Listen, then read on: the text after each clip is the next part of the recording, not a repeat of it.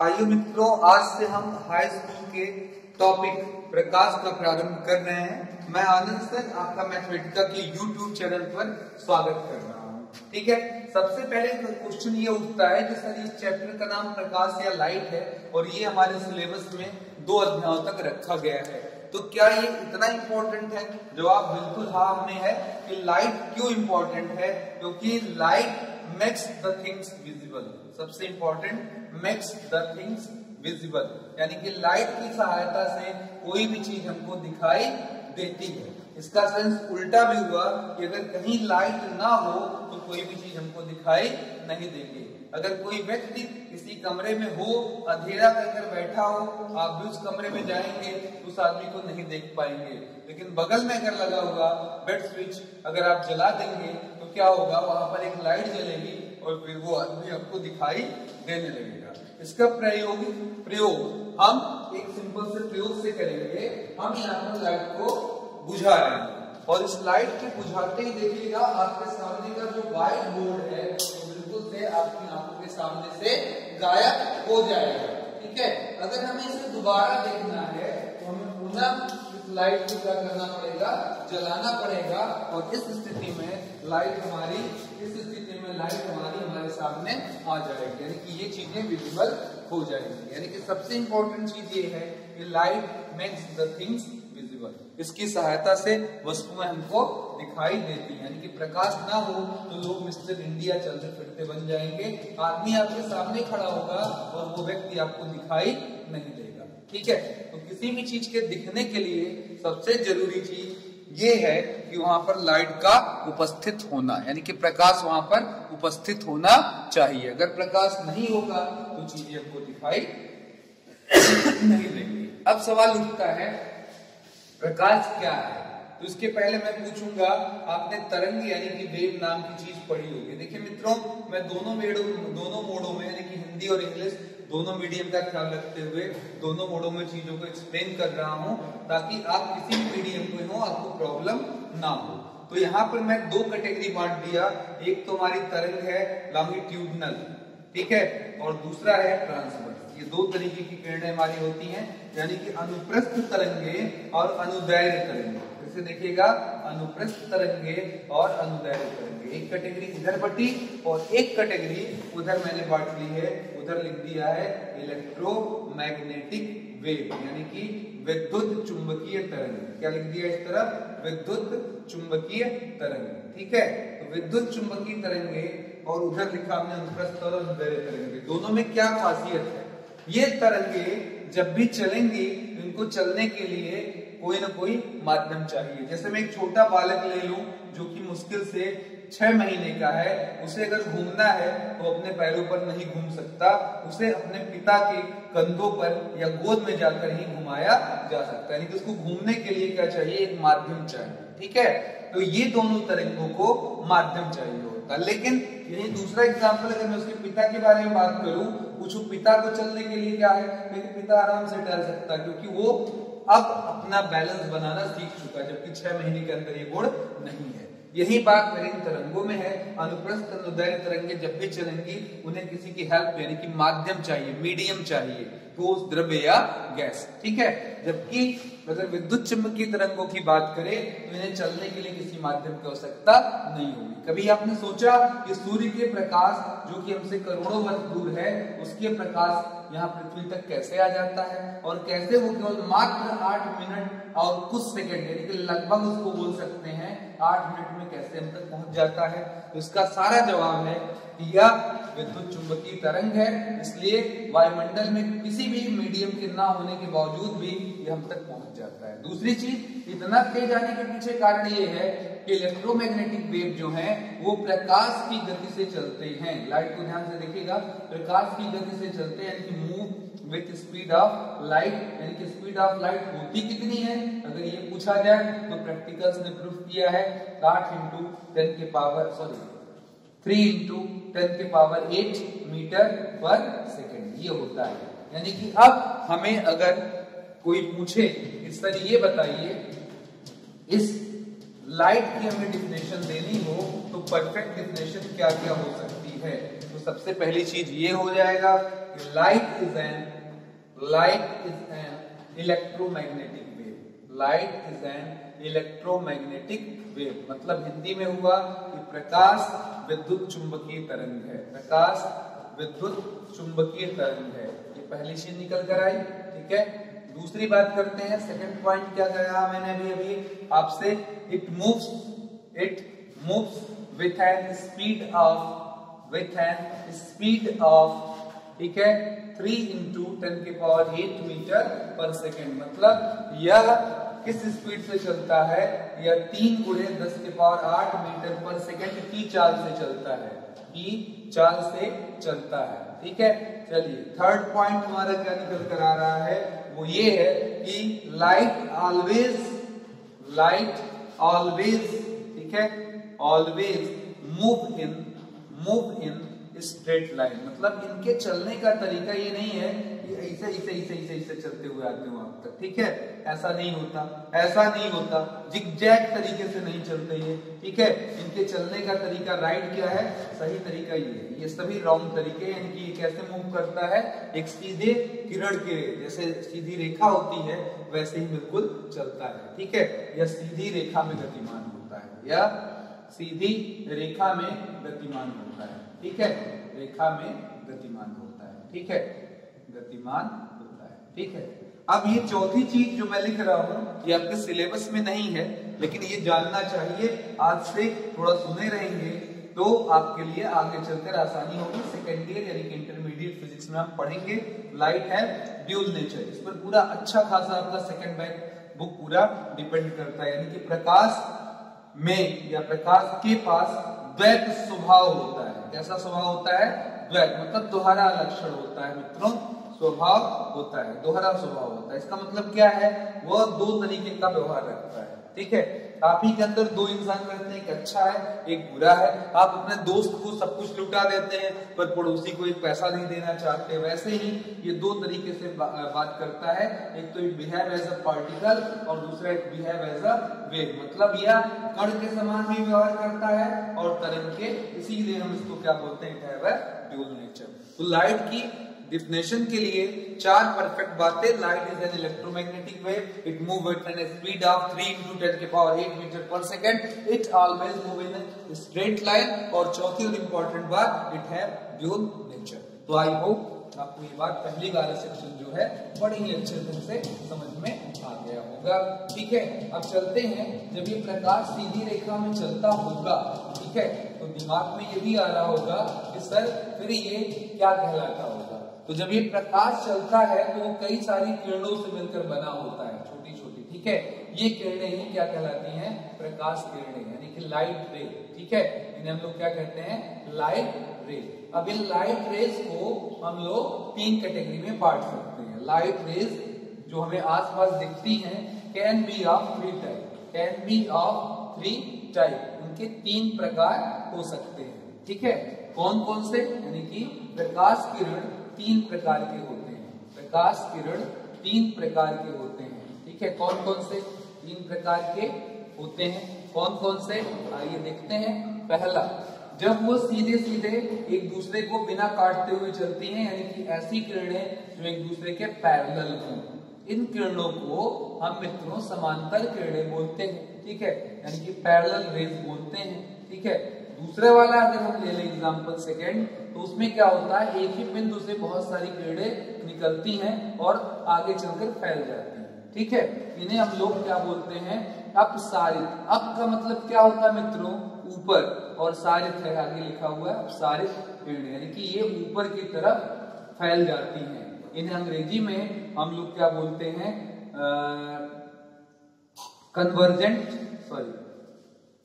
Divergent किरणें। ठीक है, डाइवर्जेंट रेज। ठीक है, ये बोलते हैं। ठीक है, अगला हमारा क्या है कि हमारी थर्ड टाइप की किरणें हैं जो आकर एक ही जगह पर क्या करती हैं? संकुचित हो जाती हैं, और इनको हम लोग क्या बोलते हैं? अभिसारित। क्या बोलते हैं? अभिसारित किरणें। ठीक है, ये अभिसारित किरणों को हम लोग क्या बोल लेते हैं? कन्वर्जेंट किरणें। क्या बोलते हैं? कन्वर्जेंट रेज बोलते हैं। ठीक है, ये अपनी एक ही बिंदु की तरफ आकर समा जाती हैं। तो ये 3 प्रकार की किरणें हमको मिलती हैं। पहला समांतर, दूसरा अपसारित ऊपर की तरफ, अभिसारित मतलब एक ही तरफ जाकर वो मिल जाती है। ठीक है, तो आई होप ये कॉन्सेप्ट भी आपको समझ में आ रहा होगा आराम से। ये सब चीजें आप देख सकते हैं। अगर हम किसी ऐसे लाइट से जिसमें बहुत सारे ऐसे छोटे छोटे बल्ब लगे हों, इनको जलाएंगे तो इनसे निकलने वाली प्रकाश किरणें सीधी जाएंगी। अगर आप किसी अपने गाड़ी के को याद करें, बाइक का याद करें हेडलाइट, इसको रात में जलाते हैं तो आपने देखा होगा, रात में स्पेशली आपने देखा होगा कि इसकी प्रकाश किरणें इस तरीके से चलती है। ठीक है, ये सब आप प्रैक्टिकली देख सकते हैं। तीसरा एग्जांपल आपका टीवी या वीडियो वाला पर्दा आपने कभी देखा होगा, जिसमें यहाँ से एक लाइट जाती है और सामने जाकर वहां पर इकट्ठा फोकस करती है और हमको बड़े बड़े चित्र वगैरह दिखाई देते हैं। ठीक है, तो ये 3 एग्जांपल आपके आसपास बड़े ही आराम से देखा जा सकता है। ठीक है, चलते हैं अगले चीज पर चले। हमारे आसपास की जितनी भी चीजें हैं, जितनी भी वस्तुएं हैं, उन्हें उनके प्रकाश देने या ना देने के गुण के आधार पर उनसे प्रकाश या तो निकलता है या तो उनसे प्रकाश नहीं निकलता है। यानी कि उनके पास स्वयं का प्रकाश होता है अथवा स्वयं का प्रकाश नहीं होता है। इस आधार पर हम किसी भी ऑब्जेक्ट यानी कि वस्तु को 2 कैटेगरी में बांट सकते हैं। कहेंगे सर जी कौन कौन सी 2 कैटेगरी है? तो पहली कैटेगरी हमारी आती है लुमिनस। क्या आती है? लुमिनस। ठीक है, ऑब्जेक्ट ये आती है पहली कैटेगरी, और दूसरी आती है नॉन लुमिनस। क्या आती है? Non luminous object. ठीक है, ये 2 कैटेगरी हम इसको बांट सकते हैं। यानी कि आपको हम कह सकते हैं लुमिनस का मतलब जिनके पास स्वयं का प्रकाश हो। लुमिनस का मतलब प्रदीप्त वस्तुएं, ठीक है हिंदी में, और नाम मतलब क्या है? They have their own light. They have their own light मतलब उनके पास, they have their own light, उनके पास अपना स्वयं का प्रकाश होता है, वे स्वयं के प्रकाश से चमकती हैं। यानी कि वस्तुएं जिनके पास स्वयं का प्रकाश हो, जिनके पास स्वयं का प्रकाश हो। अब आप अपने आसपास का आराम से एग्जांपल देखकर बता सकते हैं। मेरे हिसाब से एग्जांपल में सूर्य है, सन है, ये सन आपको प्रकाश देता है। उसको एक पास आप जाते नहीं कि वहां पर किसी प्लग से खींच दें और सूर्य भगवान जल जाए, ऐसा नहीं है।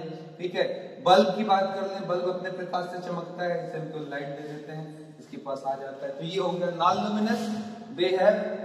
They do not have their own light. ठीक है, देयर ओन लाइट। हम इसको ऐसे भी कह सकते हैं कि जिनके पास स्वयं का प्रकाश ना हो, स्वयं का प्रकाश ना हो।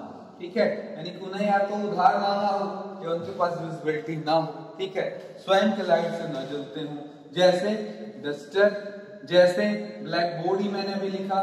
ब्लैक बोर्ड आपका क्या होता है? अगर लाइट न डाले तो अंधेरे में नहीं दिखाई देगा। ठीक है, उससे प्रकाश निकलता नहीं है। हाँ, एक मजेदार एग्जांपल हमारे पास है मून यानी कि चंद्रमा।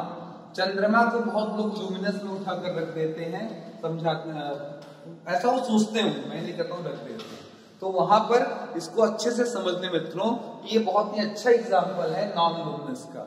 वाकई में होता क्या है, यहाँ पर सूर्य है और उसके सामने कहीं चंद्रमा पड़ता है हमारा, और जब इस सूर्य का प्रकाश इस चंद्रमा पर पड़ता है तो वो इसी के प्रकाश को रिफ्लेक्ट कर कर चमकता है। यानी कि चंद्रमा के पास स्वयं का प्रकाश, यानी कि मून के पास स्वयं का प्रकाश नहीं होता। ये सूर्य के प्रकाश से क्या करता है? चमकता है।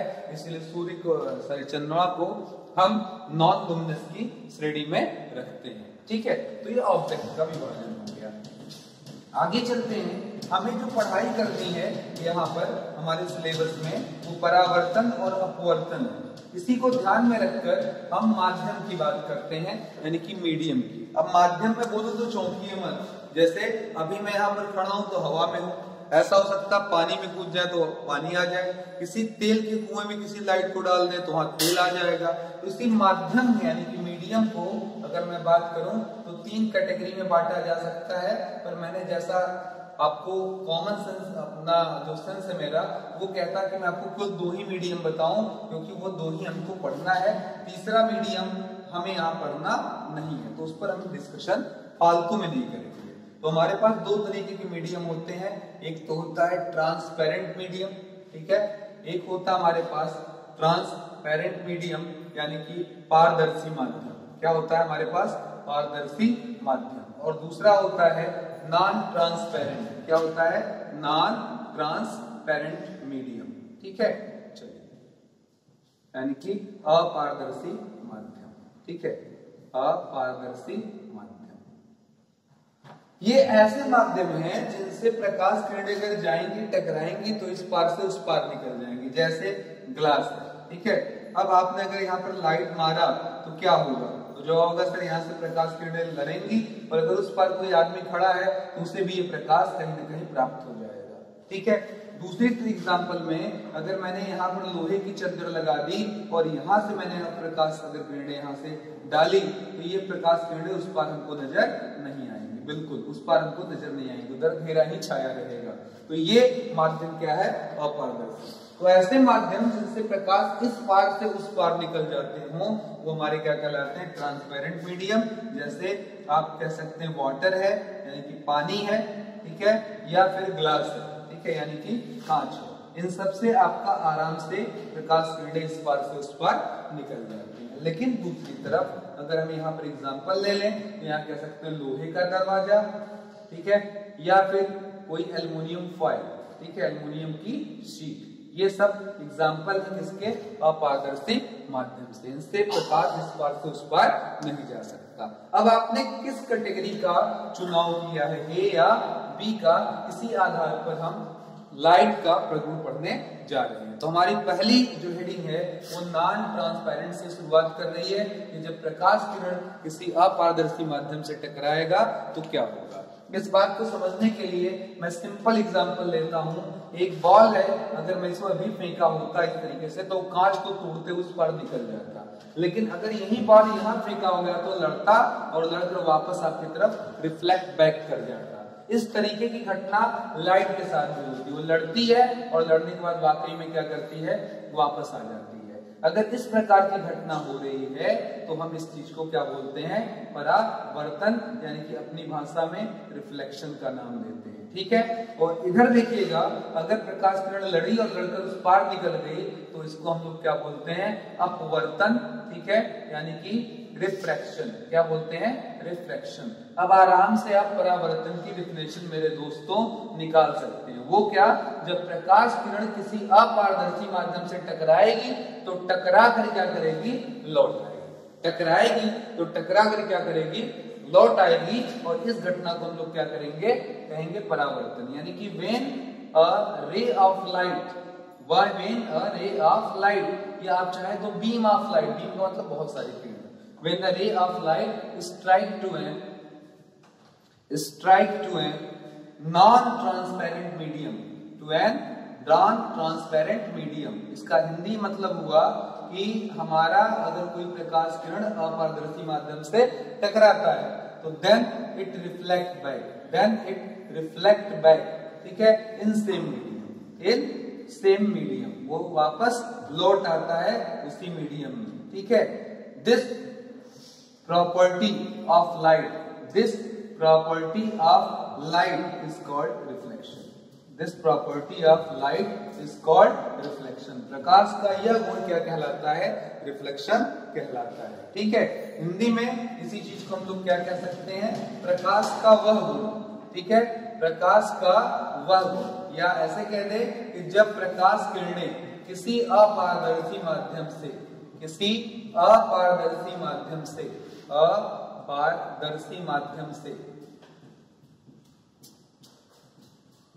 टकराती है तो उसी माध्यम में लौट आती है, प्रकाश का यह गुण परावर्तन कहलाता है, ठीक है।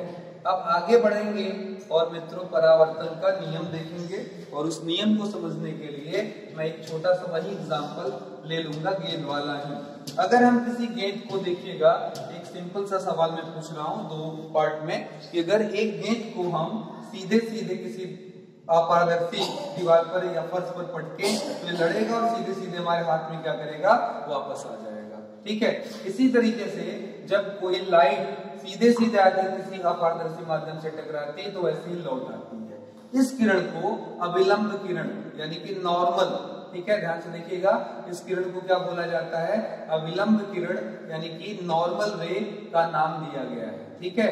नॉर्मल रे स्मॉल n से भी दर्शा सकते हैं। ये किरण जो सीधे सीधे जाती है, यानी कि अगर मैं बोलूं तल से कितना डिग्री का कोण बना रही होगी तो 90, तो 90 पर आती है, टकराती है, टकराएगी तो पक्का उसी रास्ते पर लौट जाएगी, उसके रास्ते में जरा भी विचलन नहीं होगा।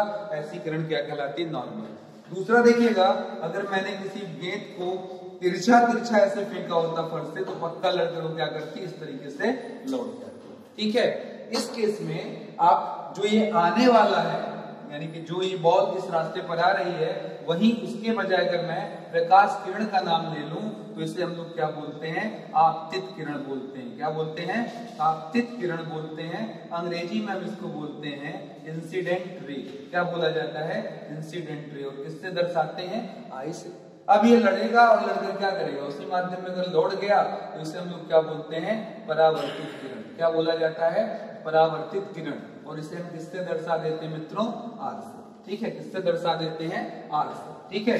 अब ये बात आप समझ ले, ये आया, लड़ा और लड़कर गया वापस, ठीक है।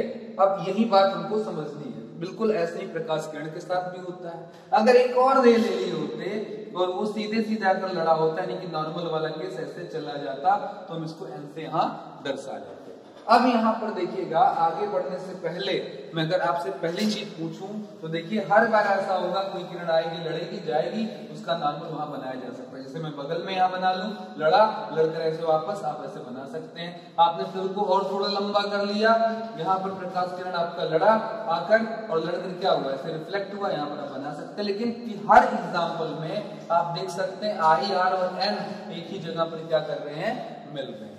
इसी पहले वाले पॉइंट को हम परावर्तन के रूल में सबसे पहला नियम बोलते हैं। तो सबसे पहले आज की अंतिम हेडिंग है परावर्तन के नियम, ठीक है। पहले समझेंगे, फिर इस पर दो छोटे छोटे न्यूमेरिकल लगा लेंगे। तो परावर्तन के नियम यानी कि लॉ ऑफ रिफ्लेक्शन, जो आपको अब दिखने लगा होगा प्रैक्टिकली, क्या कहता है, पहला, I N R meet at a point, meet at a point, यानी कि आई एन और आर एक बिंदुगामी है, एक बिंदुगामी है, ठीक है। ध्यान दीजिएगा, ये तीनों क्या है, एक बिंदुगामी, ठीक है।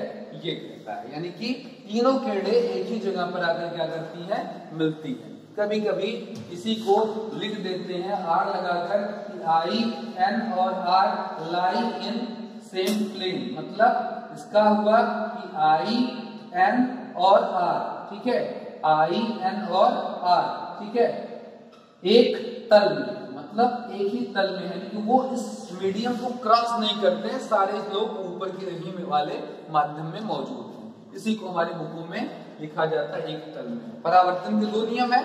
पहला बिल्कुल प्रैक्टिकली आपके समझ में आ गया होगा, इस नियम को हम लोग क्या कहते हैं, परावर्तन का पहला नियम।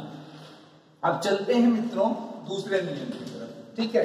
दूसरा नियम जानने से पहले अब यहां समझ लें कि ये जो हमारा आई है, ठीक है, ये जो हमारा आई है, ठीक है, ये, और ये जो हमारा आर है, ठीक है, ये दोनों नॉर्मल से कुछ ना कुछ एंगल बनाते होंगे।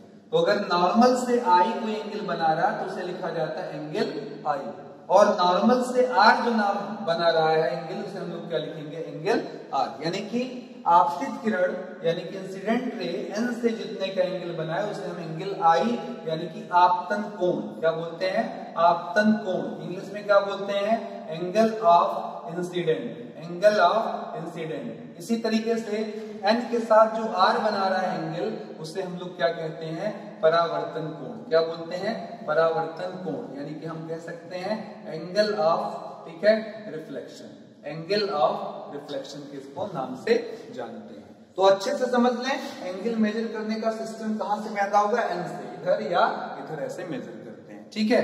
तो अब यहां पर अगर हम आगे बढ़ें तो यहां पर सेकंड रूल क्या कहता है, सेकंड नियम क्या कहता है परावर्तन का, कि अगर हम इसको नापेंगे तो आई और आर की वैल्यू हमेशा में क्या मिलेगी, सेम। यानी कि angle of incident, angle of incident is always equal to angle of reflection, यानी कि हर स्थिति में हर बार इन दोनों की वैल्यू सेम आएगी।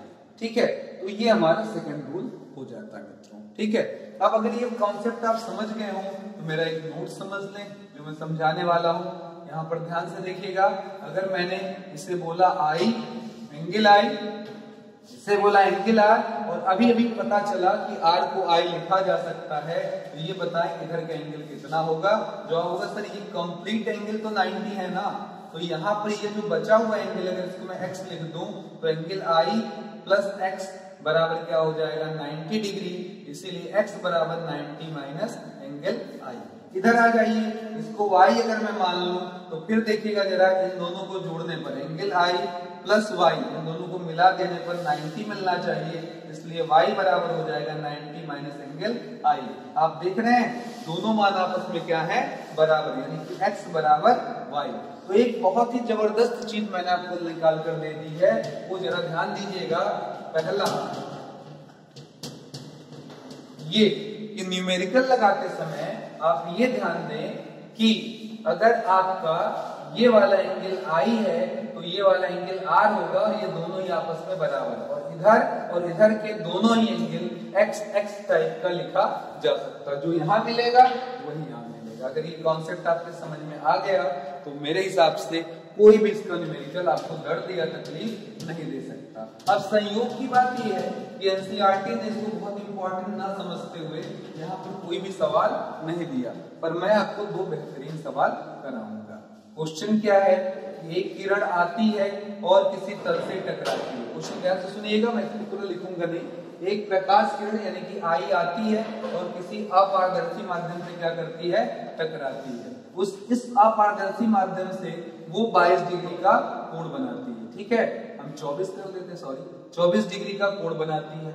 अब ये जब लौटती है तो क्वेश्चन ये है कि एंगल आर की वैल्यू क्या होगी। ठीक है, एंगल आर क्या होगा। ये जो लौट रहा है ये आपका परावर्तित किरण है, हम क्या पूछ रहे हैं, कोण आर क्या होगा। तो देखिए कितना आसान है मित्रों, आप क्या करेंगे, ये आया लड़कर वापस गया, आपने यहाँ 24 डिग्री लिखा हुआ है, यहाँ आई है, यहाँ आर है, बताइए बीच में क्या बना लें, नॉर्मल, तो ये हो जाएगा आपका एंगल आई, उधर वाला क्या हो जाएगा, एंगल आर। अब यहाँ से वापस आइए और जरा ये बताइए, आई और 24 डिग्री मिला दिया जाए, एंगल आई और 24 डिग्री मिला दिया जाए तो हमारे ये कंप्लीट 90 डिग्री पूरा तैयार हो जाएगा। इसलिए एंगल आई बराबर 90 माइनस 24, 10 में से 4 गया 6, 8 में से 2 गया 6, यानी कि कितना आंसर आ जाएगा, 66 डिग्री। और हमारा परावर्तन का नियम कहता है कि ये आर के बराबर है, यानी कि आई बराबर आर बराबर क्या हो जाएगा, 66 डिग्री। अब यहीं पर देखिए एक और एग्जाम्पल सवाल मैं आपको दे दूं, मजा आएगा आपको लगाकर। मैंने यहाँ पर लिख दिया, इस तरफ लिख दिया, आपका ये आई था, इधर लगा दिया आर, यहाँ पर मैंने अल्फा 3 अल्फा लिख दिया प्लस 10। ठीक है, और यहाँ पर मैंने ये भी बना दिया, नॉर्मल भी बना दिया, और मैंने क्या किया, यहाँ पर मैंने लिख दिया कि सर ये आपका 40 डिग्री। ठीक है, ये आपका कितना है, 50 डिग्री। ये कितना है, 50 डिग्री। ये क्वेश्चन पूछ लिया गया अल्फा का मान क्या होगा। तो इस सवाल में जरा गौर करिएगा और लगाने के लिए यहाँ वापस आइएगा मेरे हेल्प में। मैंने आपको बताया कि इधर और इधर का एंगल क्या होता है, सेम होता है। तो अब देखिए इसका पुनः डायग्राम बना लीजिए, ये देखिए जरा फिर से डायग्राम बनाइए। ये एन है, ये आर है, ये आई है, ये वाला एंगल और ये वाला एंगल दोनों आपस में क्या होंगे, बराबर। तो उधर है 3 अल्फा प्लस 10, तो ये भी कितना होगा, 3 अल्फा प्लस 10।